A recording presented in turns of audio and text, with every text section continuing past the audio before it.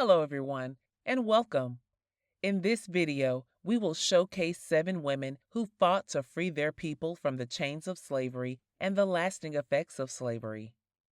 Some took up arms, some used strategy, and some used the pen. Marie Saint Didi Bazile.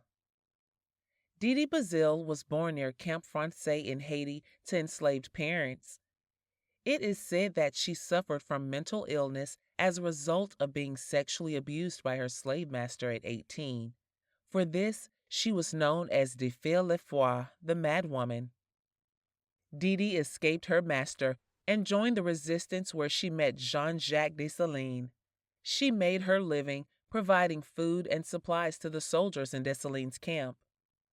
Toussaint Louverture is well known for sparking the Haitian Revolution, but Jean-Jacques Dessalines is remembered for concluding the rebellion and declaring Haiti independent on the 1st of January 1804. Dessalines crowned himself emperor that same year and began an autocratic rule that led to resistance.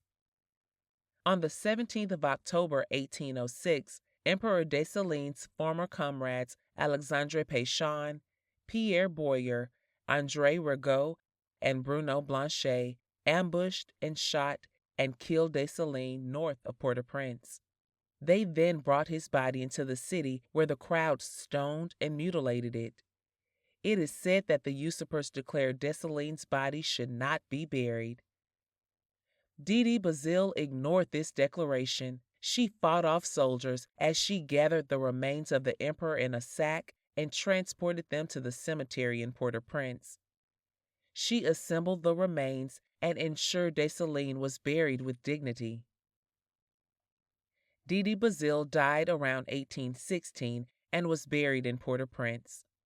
She was survived by her several children, including her son, Colonel Condal Bazile, an officer of the Constabulary under the Haitian President Faustin Soulouque. Flore Bois Gaillard. Flore Bois Gaillard was an enslaved woman born in St. Lucia. For several years, she worked on a plantation and later as a maid-servant. Tired of being sexually and physically abused by her master, Flore escaped the plantation in 1793. She took refuge in the woods where she met the Maroons. There she joined the French Army of the Woods, made up of Maroons, escaped black slaves, and French revolutionaries. The army planned a rebellion to rid the country of the British and declare St. Lucia a free country. Flore quickly rose in the ranks of the army to become one of the military leaders.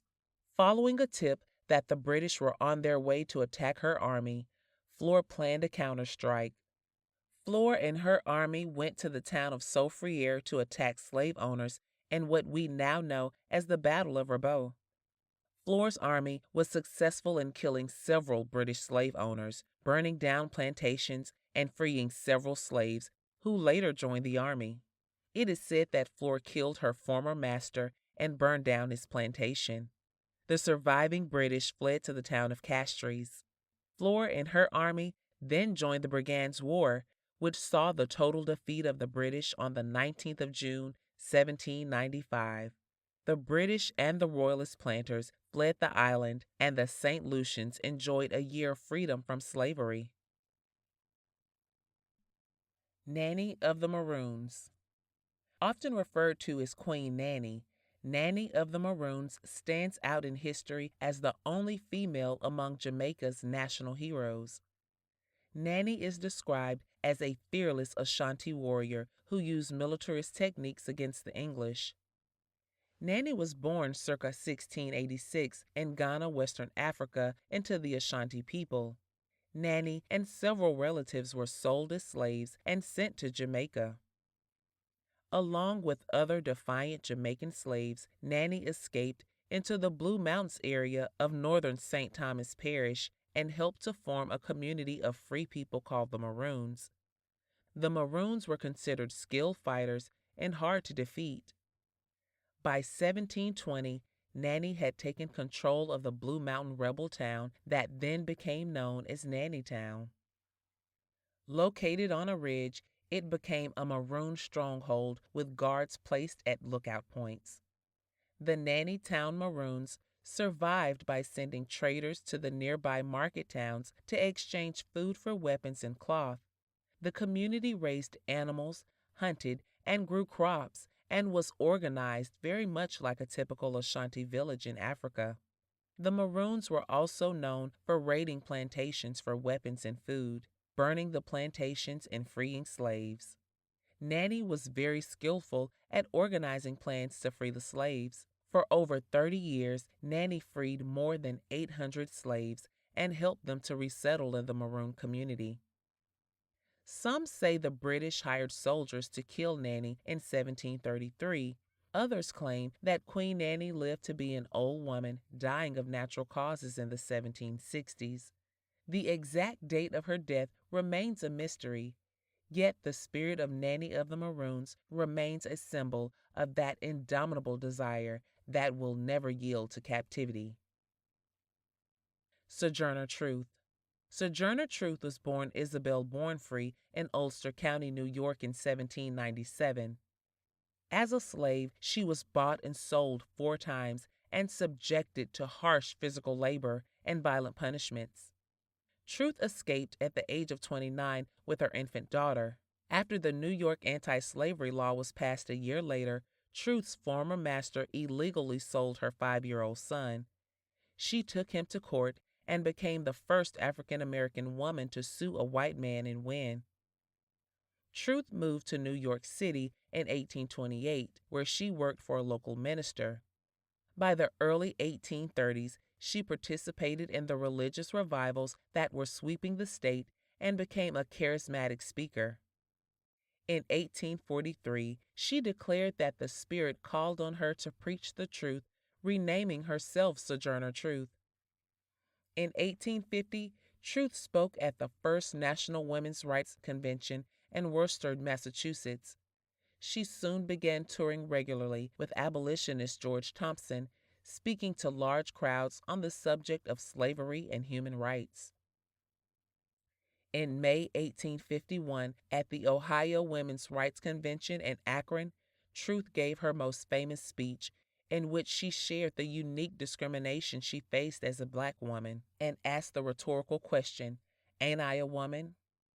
She devoted her life to the abolitionist cause and helped to recruit black troops for the Union Army. Although Truth began her career as an abolitionist, the reform causes she sponsored were broad and varied, including prison reform, property rights, and universal suffrage. Harriet Tubman. Harriet Tubman was born Araminta Harriet Ross in Dorchester County, Maryland in 1822 to enslaved parents Harriet Green and Ben Ross. As a small girl, she was made to do grueling chores and was physically assaulted by various masters. As a teenager, she suffered a traumatic head wound when an angry overseer threw a heavy metal weight intending to hit another enslaved person, but hit her instead. The injury caused dizziness, pain, and spells of narcolepsy, which meant she would often go into sleeping spells and was difficult to wake. After her injury, she began experiencing strange visions and vivid dreams, which she ascribed to premonitions from God. These experiences, combined with her religious upbringing, led her to build the Underground Railroad. In 1849, hearing rumors that she was about to be sold, Tubman fled to Philadelphia and adopted her mother's name, Harriet. She left behind her husband, who refused to leave, parents, and siblings. In December 1850, she made her way to Baltimore, Maryland. From there, she led her sister and 2 children to freedom. That journey was the first of some 19 increasingly dangerous forays into Maryland, in which, over the next decade, she conducted upward of 300 fugitive enslaved people along the Underground Railroad to Canada. In 1857, Tubman managed to free her parents. Traveling by night and in extreme secrecy, Tubman, or Moses as she was called, never lost a passenger. It's been reported that if anyone decided to turn back, thus endangering the mission, She threatened them with a gun and said, "You'll be free or die." During the American Civil War, she worked as a cook, nurse, and a spy for the Union Army and became the first woman to lead an armed expedition in the war when she led several hundred of slaves in the Combahee River Raid. After the war, she retired to a property she had purchased in 1859 in Auburn, New York, where she cared for her aging parents and played an active role in the women's suffrage movement. After her death in 1913, she became an icon of courage and freedom. Mary Prince. Mary Prince was born in 1788 to an enslaved family in Bermuda. She was sold to a number of brutal owners and suffered terrible treatment. In 1815, Mary was sold to the Wood family in Antigua. There she joined the Moravian Church, where she attended classes and learned to read. In December 1826, she secretly married Daniel James, a former slave who had bought his freedom and worked as a carpenter. Mary was punished by her master for marrying a free black man. 2 years later, she was separated from her husband after her master took her to live in England. She eventually ran away and found freedom, but only in England. The UK had abolished slavery on home soil after the passage of the Slave Trade Act in 1808, but had allowed the cruel practice to continue in the Caribbean islands. She could not return to her husband as she risked being sold back into slavery. Instead, Mary spent her time campaigning against slavery, working alongside the Anti-Slavery Society and taking employment with Thomas Pringle, an abolitionist writer and secretary to the Anti-Slavery Society. She became the first woman to present an anti-slavery petition to Parliament and the first black woman to write and publish an autobiography in England, The History of Mary Prince, a West Indian Slave. The book was a key part of the anti-slavery campaign. It made people in Britain aware that although the slave trade had been made illegal, the horrors of life on the plantations continued for so many people. In 2012, Bermuda named Mary Prince as a national hero. Ida B. Wells. Ida B. Wells was born into slavery on the 16th of July, 1862, in Holly Springs, Mississippi. Her father, James, was a carpenter, and her mother, Elizabeth, was a cook. Both parents were literate and taught Ida how to read at a young age. Some 80 years before Rosa Parks refused to move to the back of a bus in Montgomery, Alabama, 22-year-old Wells refused to move out of a train seat that she had paid for. On the 4th of May, 1884, Wells was involved in an altercation with a white conductor while riding the railroad. She had purchased a first-class ticket and was seated in the ladies' car when the conductor ordered her to sit in the black section, which did not offer first-class accommodations. She refused, and when the conductor tried to remove her, she fastened her teeth on the back of his hand. Wells was ejected from the train. Backed by the Civil Rights Act of 1875, she filed and won a lawsuit against the Chesapeake and Ohio Railroad in 1887. She was awarded $500 damages, but the Tennessee Supreme Court shortly reversed the victory. Frustrated, she began writing political columns in church newspapers. Having secured a job in a Memphis public school, she saved her money and became part owner of a small newspaper called Free Speech and Headlight.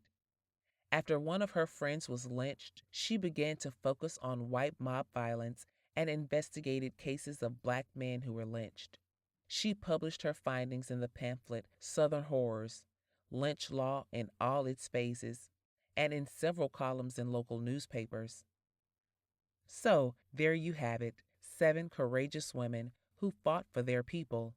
Were any of them new to you? Let us know in the comments below. Please don't forget to like this video and subscribe to the channel.